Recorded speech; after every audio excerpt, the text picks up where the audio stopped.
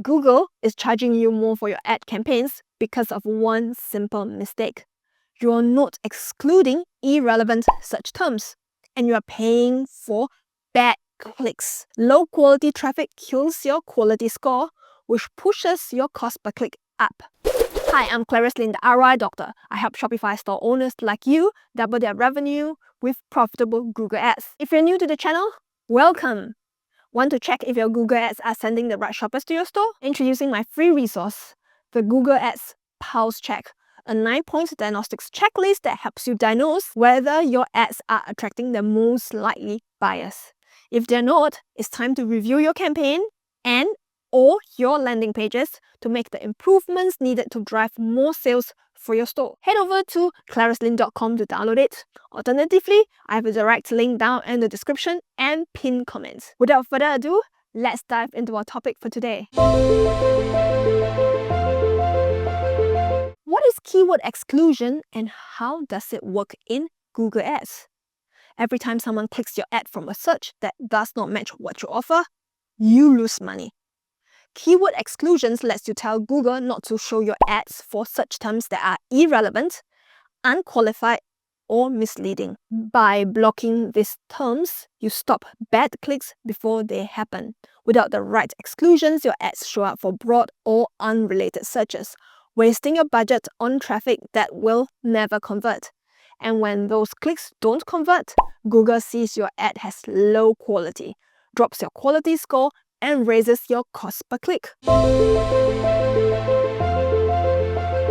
What is ad quality score and how does that affect your conversions and cost per click? Ad quality score is Google's 1 to 10 rating of how relevant your ad is to the keywords you are targeting for your campaign. It's made up of 3 parts. Expected click-through rate, how likely someone is to click your ad based on your past performance with similar keywords. If people see your ad and ignores it, Google assumes it's not a good match. Ad relevance, how closely your ad copy matches the keywords.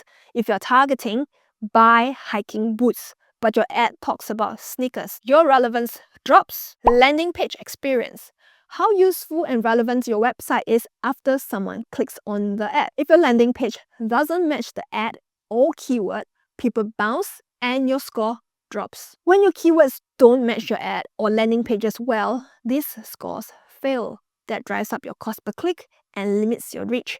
Google rates each factor, expected click-through rate, ad relevance, and landing page experience as above average, average, or below average. While the exact formula is unknown, this pattern is common. All 3 rated above average usually results in a quality score of 9 to 10. If you get 2 above average and 1 average, often gives you around a score of 7 to 8. If you have 1 below average with the others average or better, typically drops you to 6 to 7. 2 or more below average often means a score of 5 or lower. Getting a low score means higher costs and worse ad placement. High scores lower your cost per click and gives you better visibility. Tight keyword alignment across your targeting, ad copy, and landing page is how you raise your quality score. You've seen how keyword exclusions work and how they protect your quality score. So you might be wondering, why does Google still show you ads for irrelevant or low quality searches, even with all its advanced AI technology? That's a very good question.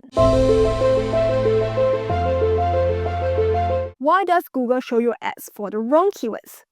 It's simply because Google's goal isn't to protect your ad budget, it's to get you more clicks. Let's look at how this happens across different campaign types.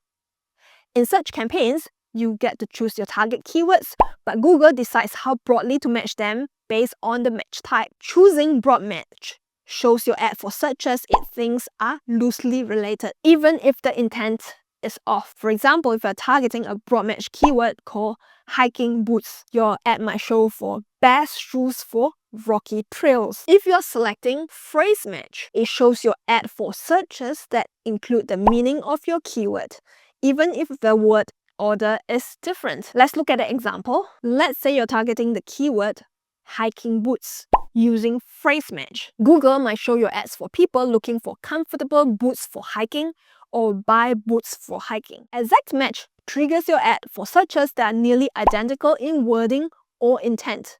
For example, boots for hiking. Google might show you ads for people looking for hiking boots. Boots hiking. Even with phrase or exact match, Google can still misfire due to close variants or poor search intent. Match types guide the structure, but not the quality of those matches. In broad keyword matching, Google might even show your ad to people with zero purchase intent, just because their search appears vaguely related.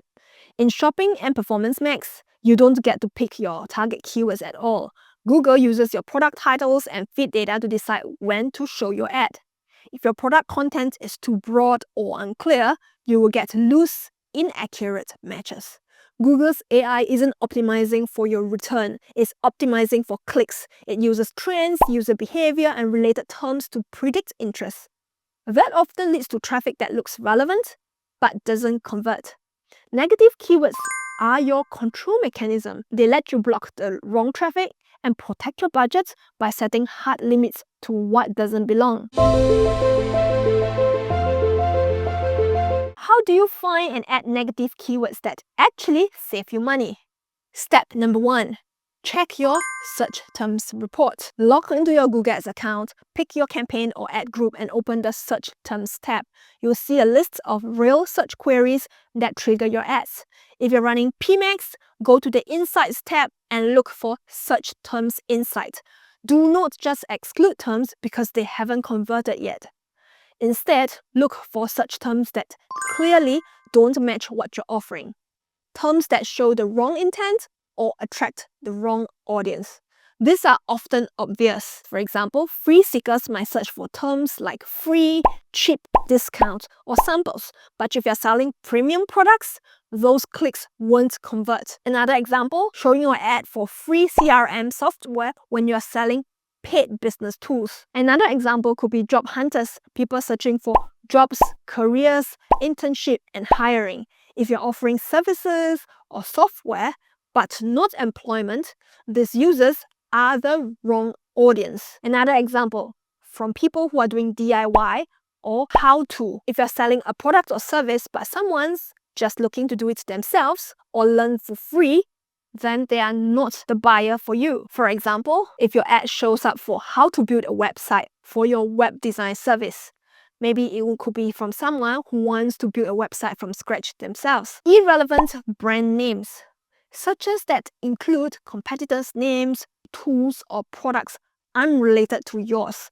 Unless you offer direct comparison or alternatives, this often wastes clicks. For example, a search term Shopify login could trigger your ad for your custom e-commerce platform. That could be someone who is totally not interested at all because they just want to log into Shopify. Once you've identified those keywords that are not likely to convert, we go to step 2. Add them as negative keywords. After you found those bad terms, adding them as negative keywords means you are blocking them as exact match or phrase match. This depends on how tightly you want to control them. You can add them at the ad group level if it only applies to one product. Or you can add it at the campaign or account level if it's a repeat problem across your campaigns. Step number 3. Keep updating your negative keywords. This isn't a one-time fix. Google keeps testing new keyword variations, so check your search terms often, especially after launching new campaigns or adjusting match types, or when you are increasing or decreasing your budget. A bonus tip, use a shared negative keyword list. You can build a shared list of keywords you never want to show your ads for, and apply it across multiple campaigns to stay consistent and save time. A pro tip for you, if you're running search campaigns, jump into Google Analytics and check how people behave after they click on specific keywords. You can look at how long they stay, how many pages they visit, and whether they bounce right away. If certain search terms keep sending people who leave in seconds or don't engage at all, that's a red flag. Even if those clicks look fine in Google Ads, they are likely a bad match and worth excluding. This tip unfortunately doesn't work for Performance Max, since Google hides keyword level behavior there. That's one reason search campaigns gives you more control. In a nutshell, bad clicks cost money. They hurt your quality score, raise your cost per click, and lower your conversions. Google isn't going to fix it for you. So keyword exclusions are your best tool to take control. Start reviewing your search terms, cut out the waste, and protect your ad budget. If you're running search campaigns, use Google Analytics to sharpen your exclusions even more. The more irrelevant clicks you block, the more budgets you keep for the people who are actually ready to buy. Are you already doing keyword exclusions, or are you paying for the wrong clicks?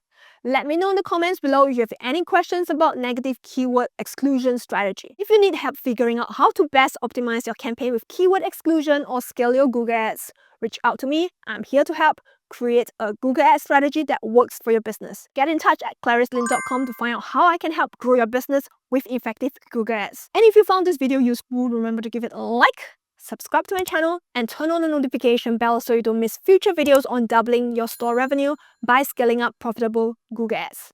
I'm Clarice Lynn, the RI Doctor, signing off. Till the next video, stay profitable.